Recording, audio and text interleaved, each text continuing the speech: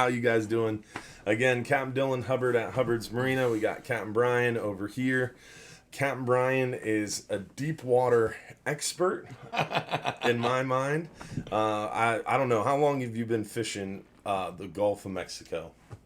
I started fishing in the Gulf in March of 1985. Very and specific. Been fishing for a living ever since. March of 19... I'm not good at math, so that's what? 35. 35 years. Wow, that's impressive. So you have done a little bit of everything fishing-wise. I've heard stories that you've told me about you fishing all the way down in the Yucatan. You've fished the Caribbean. You fished the Gulf of Mexico. You've done a little bit of everything, huh? I fished quite a bit in mostly the Gulf. Mm-hmm. You know, did a lot of grouper digging in the Gulf for 30 years. Yeah. And from as shallow as 50 feet of water out to 1,200 feet of water. Yeah. Been to Belize once, second largest barrier reef in the world. Not enough fish to support us, so we didn't stay there. 7 months in Nicaragua. Wow. Back in 95, I think. Mm-hmm. First ones down there after they quit fighting. They fought for 20 years. There was a lot of fish. So the Nicaragua, I can't ever pronounce that country's name, but that trip was inspired basically because of the infighting there. They weren't fishing much, and then when they opened it up to the fishing, you went down there to capitalize on that. Right, they basically were looking for money. They had to rebuild every road and bridge that they had in the country, so they were leasing permits. We grabbed a couple of permits and stayed out of the country 7 months. Wow. That's 7-month-long fishing adventure, huh? Well, very cool. So that was a brief out there in 150 to 180 foot of water, and they had a really tough morning bite. They were on big shows of fish, and all they could even get to chew was sharks in the morning. They ended up having to come inshore to about 120, 130 foot of water, and the bite started picking up. A lot of it has to do with depth. Mm-hmm. And another quick thing is I've been out numerous times where you'll park on 3 big shows first thing in the morning and you can't catch a cold. You move over to the hard piece of bottom that doesn't have the big show on it, and there's the fish. Sometimes they just don't want to be around all the bait. Yeah. But really depth, when your buddy's catching them in 140 feet of water, you go to 140 feet of water. Yeah. The depth is the trick. The depth is the secret number. Yep. It's not the spot, it's the depth. And that's a lot of times why we share depth ranges. Like if we know the fish are biting good in a certain depth, we try to share as much information as we can, but we give a little bit of a depth range. All the way to the bottom. Yeah, so when I asked Captain Bryon, where'd you catch him, what do you say? Right there in the corner of the mouth. How deep? Over my head. Well, all the way to the bottom. Right in the middle of that big blue circle. Well, which direction did you go? West. Always entertaining, the answers I get from Captain Bryon asking about fishing reports. But as I was saying, the hub did really well today in around 80 to about 120 foot of water. And the flying hub 2 didn't do so well in the morning out in deeper water. They finally shallowed up, started to catch some fish, drifting in shallower. And the hub drifted all day long and did really well. And then the half-day trip in the morning didn't do well at all. They didn't have a breath of wind. Same thing with the flying hub 2. It was flat calm. No wind, no current. They were setting the anchor, and the boat was drifting up on the anchor. That's the most aggravating thing, when Yeah. you can't get anchored on the fish. Yep. So Richie was really frustrated and ended up running in shallower and did well in shallower. And it's tough because once you go past the fish, it just takes forever. Yeah. You keep wanting to go a little deeper, and the anglers will push you Yeah. to go deeper. They think you always got to go deeper to get a better grade of fish, and that's not true. It's not always true. And the same thing on the half day. Captain Bobby this morning tried anchoring up. Boat came right up on the anchor, started drifting. Boat wasn't even drifting in shallower, like a .01 drift speed. 100 feet an hour. Yeah. So it was a painful 5-hour half day, and it was a really tough 12-hour stream. But the 10-hour all day on the hub did well. Again, has a lot to do with that depth, and might have been a little bit of current because Sal said they had a little bit of a drift speed, and that helped. So just got that lucky area. Yeah, work it. Yeah, and that's a great example of fishing. 3 boats offshore, 2 had tough time. Screen. 1 did really I don't well. know if you guys Wow, were so on. sneaky. If you caught this on my personal Facebook another today, very but I wanted to experienced share it captain on the because Hubbard it's Marina just team. that funny. We were blessed to have a So great let's team. show you this video real quick. This is from our security cameras. This happened last night, Brian. So I came in this morning. The kayak was askew, and this is why. Hang on 1 second. So Hang on one they were second. partying up at Hooters, and came down the stairs and got away from them a little bit. Got away from 'em a little bit. I came in, I was like, why is the kayak on the ground? And then I saw this, and I was like, oh, that is so worth it, me having to jack around and fix up the kayak. So that was too funny not to share, for sure. All right, and with that, we are going to get into some of your questions. One question that I have almost every week is about the dry dock. So, wanted to get a dry dock update. I know the boat is officially out of the water. Finally. Finally out of the water. We got some great video of the boat coming out of the water. We're putting that together now. Bob Harbison's going to make a little video. Josh is working on to put together a little video too. So, going to have plenty of video of the boat coming out of the water. And now that it's out of the water, what's the plan? Well, we got to clean everything. Mm-hmm. We got it out of the water on Friday. Spent the rest of the day scrubbing voids. Yeah. You gotta get all the water out, scrub them like you're gonna paint them, get Yeah. them dry. Do that again tomorrow. We've got a little bit of welding to do. A couple little, we're wearing out our anchor chute and things that need attention. Coast Guard inspection Wednesday. We don't want to tear too much stuff apart. Yep. They'll find enough. So we'll have to fix what the Coast Guard finds, any deficiencies, and then we have our standard list Yeah. of stuff that we always do. But every 2 years, the boat comes out of the water. It's a lot of work. Keep them going. And we give them a fresh paint job every 2 years. Yeah. That's at least a week's worth of prep. The Yep. guys already did most of the prep at the dock this last couple weeks. So she'll come out of there with brand new clean valves, and we just spent a ton on the motors, the 10,000 hour service Yeah. on those big V12 And Caterpillars. the coolest part about that is the smoking. We had really, really smoky, exhaust-laden motors, and now she's running clean. Now it's running real clean. Yeah, I mean, you still have the diesel smell. You can't get away from that. It's beautiful. I love it. But you don't have the diesel smell, the fog, the big Yeah, there exhaust definitely flames. is. Well, we put 24 brand new injectors in. I know they cost you an arm and a leg. Yeah, like $1,200 a piece. Yeah, buddy. And clean the air boxes and the filters and the whole 10,000 hour service. So Yeah. they're good for another 10,000. Yeah, They'll be smoking again in about 9,500. not for a while at least. All right, so with the dry dock update, we talked a little bit about. Next question is about Captain Bryan's history. We talked a little bit about that. Is there anything we missed? No. Such a private person. What is your favorite fish to target? I like to, since I've been with Hubbard's, going on 10 years now, I really got excited about chasing the mangrove snappers, but I still like to target the gag groupers. Yeah. And we've got some spots where we will catch mangroves here all night long, and you only got to move over about 60 feet, and you'll get 8 or 10 or 12 gags. Nice. They're a little bit more, they're tougher. Yeah. And when you can land on the sweet spot, though, Yeah. you just know you're going to get them. Nice. So you're excited about the next few months. I like it when the weather gets cooler. Yeah. The gags will be right up on the beach. Yeah.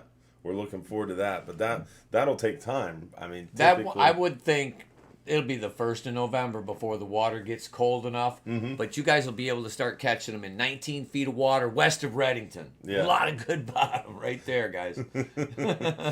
Yeah, there's a lot of good bottom up there for sure. But as far as the 39 hours go, our next one is October 23rd. Then we got some in November, a ton of them in November. And by then, those gags will be really excited offshore, huh? Yeah, we always do well. Anytime when the water starts to cool down, when we go through July and August, we're fortunate that July now is all red snapper season. Good for us. Yeah. The real awesome fishery we got going on there. then when the water starts to cool down, the fish get friskier. And when you're not chasing the red snappers, you get more time to target the groupers. Yeah, and it's last year we had a great gag bite. We had an awesome gag bite this summer during red snapper season. Incredible. Yeah, best. Yeah. I think the fishery's coming back. I think it was probably the best summertime gag bite that I can remember. No doubt. In the recent future or recent past. Oh yeah, no doubt about it. Yeah. All right, so what is your favorite bait for gag grouper? I like a live bait. Yeah, big old live bait. A big pinfish, if you can get a hold of some of the bigger pinfish, but you gotta, when you're getting your own bait, you gotta go someplace where everybody's not going. Mm-hmm. But it's hard to beat a big pinfish. Yeah. And a long leader. Long leader, 6 footer. 6 foot minimum. Yeah. Yeah. And then what about hook size, leader strength? If you're targeting a big gag, you want to have 80-pound test. A big gag, and I mean something that's getting close to 40 pounds. Yeah. You're not going to land him unless you've got 80-pound test, and you better have a 100-pound backbone on it. I mean, your line's got to be. The guys that land the big fish are using the heavy tackle. Yeah, 80, 100, yeah, 125. And every once in a while you get these dinosaurs. You'll see the commercial guys come in with jumbo fish that are almost impossible to land on a rod and reel. Yeah. The reason they catch them is because they're just using super heavy tackle. Yeah. So the guys with the big tackle catch the big fish. Catch the big fish. Big tackle, big bait, and big patience. And be patient. Yeah, you got to soak that bait. They don't. The big ones are smart. With a live bait, if you drop it down and just don't move your lead, yeah, you'll get a gag out of there. But if you try to pick it up and set it back down, you're going to spook that gag. Yeah. So one of the most impressive things that I can remember, my dad and I did a lot of scuba diving when I was younger. And one of the coolest things that I ever remember is we went down there and set a chum block out in front of a ledge. And the big gag that was on the ledge immediately started circling way far out in the distance. You could hardly see him. All the pinfish came out. Then the gray snapper came out. Then the mangrove showed up. And the gag just circled and got closer and closer with time. But it was 15 minutes. Oh, yeah. The chum block was almost gone. He didn't get big being silly. Yeah, and he finally came in, circled tighter and tighter, and then finally just made a dart for it and just swallowed it whole, what was left of it. It was really impressive. And that is a great example of what you're talking about. Right. You got to hook that bait so it's presented naturally. You got to have the right tackle, and you have to have the right reel and rod. And you have to be patient. Patient. Soak that bait. Because that lead moving on the bottom, I mean... Yeah, if you pick it up and try to reset it, you just wasted the 7 or 8 minutes that you were standing there. If you'd have held on for 4 or 5 more minutes, you'd have had that big gag. And that is not my game. I do not like sitting still. I have no patience. Me either. Especially out there on those 39-hour trips. I mean, fishing for mangrove snapper with a double snell rig and 40, 50-pound test. That's my favorite. You drop down, and if you don't get a bite in 3 minutes... your bait's gone. Yeah. Reel it back up and rebait it. You can... There's times when they're chewing, you can put 7 or 8 fish at your feet right now. And just go, go, go. And there's sometimes you don't even have to wait for the bite. Once you catch 3 or 4, you know how quick they're biting. You can almost count it down. Oh, yeah. No doubt about it. Mangrove fish, the fishery's still pretty strong. I like catching the mangroves. Yeah, I think that is my favorite fish to target personally. Because they're aggressive, so you can get aggressive with them. Yeah. You're not pond fishing or bridge fishing, waiting for the fish. You know the fish is coming. You got to be ready for him. And you're exciting because it's such a quick bite. You're using lighter tackle. It's fun. I like mangrove fishing. But gags are cool. Catching that big gag. Getting the big one. We had Charlie Vanoy, right? Yeah, Charles. Yeah, what a monster gag. He's got it all over his face. I'm tired of seeing the picture. But it's a big fish. Yeah. And you've got one chance maybe to catch a fish like that. It's a trophy fish of a lifetime. For sure. Yeah. Beautiful. He's still grinning. He's probably smiling right now that we're talking about it. He might be. Your suggestions. So what are your suggestions for catching more fish on a 39-hour trip? Keep your bait wet. Keep your bait wet. Fish hard. Fish hard. Don't party on the way out. Don't party on the way out. Have a couple beers. Go to bed. Don't be like me. I'm going to have you up for 20 hours. Yep. You're going to stand at the rail. If you want the most fish, You have to definitely fish all night because you've got a chance to have a 2-day bag limit of the vermilion snappers, the porgies, and the mangrove snappers. That could be a ton of fish. Mm-hmm. Stay up, fish all night. Just because you're not getting them on one stop, the next stop might be yours. Yeah. And the next stop might be the game changer. And you want to always fish sun up, and you maybe even want to fish.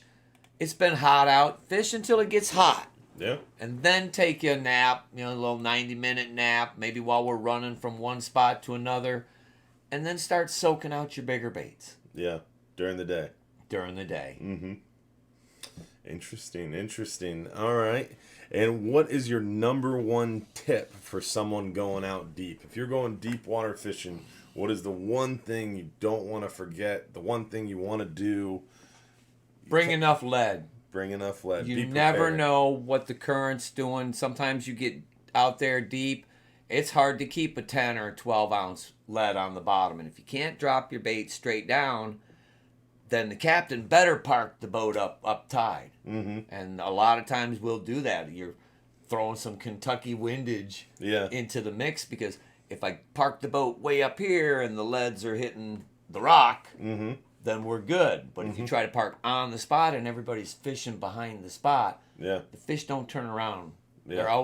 They're heading upwind. They got their nose up current. Your bait needs to be up in front of them. Behind them, it's tough. Yeah. And that's the biggest trick and the biggest secret left between all these trolling motors that hold you over the spot with all hold you in front of the spot if you don't have enough lead. C-map charts, strike line charts, all these new fancy bottom machines. That's the biggest trick is making sure your bait's on the spot, not the boat facing the boat.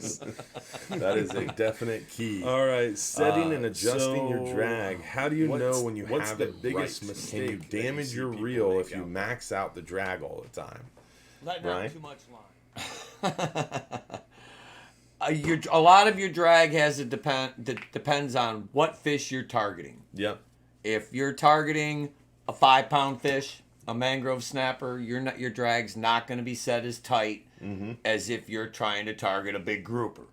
A lot of it depends on that. With a mangrove snapper, I'm thinking I like the star drags. A lot of the new 2-speed reels have a different style drag. You can't set it on the fly. I hope and pray one day in the near future, it's freaking 2020. Yeah. I hope and pray that we have a 2-speed reel in star drag. Yeah. This should have already been done. If you can pull your line out with a little difficulty for mangrove for a 5 to 10 pound fish, if you can pull some line out, your drag's good. Yeah. If you're trying to catch a big fish, you should almost not be able to pull your drag out by hand. Yeah. It should be locked down pretty tight. I don't know if you damage them locking them down hard. A lot of it depends on the reel too. Are you using a strong, expensive reel? Yeah. It's going to have a better drag than a cheaper reel. Yeah. And it doesn't matter. Our guys, we use our stuff every day. We wear out an expensive reel. Yeah. It's fast. Yeah. The trick for me is, in my understanding of it, is you don't want to store your reel with that drag locked down. Okay. But you can definitely use the full drag. It's not going to hurt the reel locking the drag down while you're fishing. But if you go home and leave that reel locked down for 6 months in your garage, those drag washers will actually get compressed and the drag integrity over time goes down. So you don't want to store it with your drag locked, but you can definitely lock it down while you're fishing. Grouper fishing, for example, is more of a lockdown drag. Amberjack, you want a little bit of drag. You want to let them run a little bit. And mangrove snapper, like 60-70% drag is all you need. But it's tricky. There's no one good answer because it depends on your reel. The good answer is to loosen your drag. I've been out with him a few times. He always tells us a joke and gets the kids to have a great time on the boat. You always are good about getting the kids up in the wheelhouse and driving the boat and stuff. Everybody loves Captain Bryon. I got them all fooled.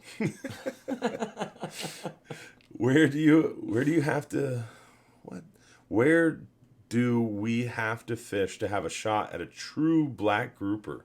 Not a gag, but a true black. How many are out there? I don't know, man. They're true blacks. They're mean. They are mean, they're and aggressive. that's the guy with the heavy tackles going to have a chance to catch the fish. And there's a bigger concentration of them further south than John's Pass. You really, if you get down there west of Naples and to the west, you will catch a true black. Have a chance. You will have a chance.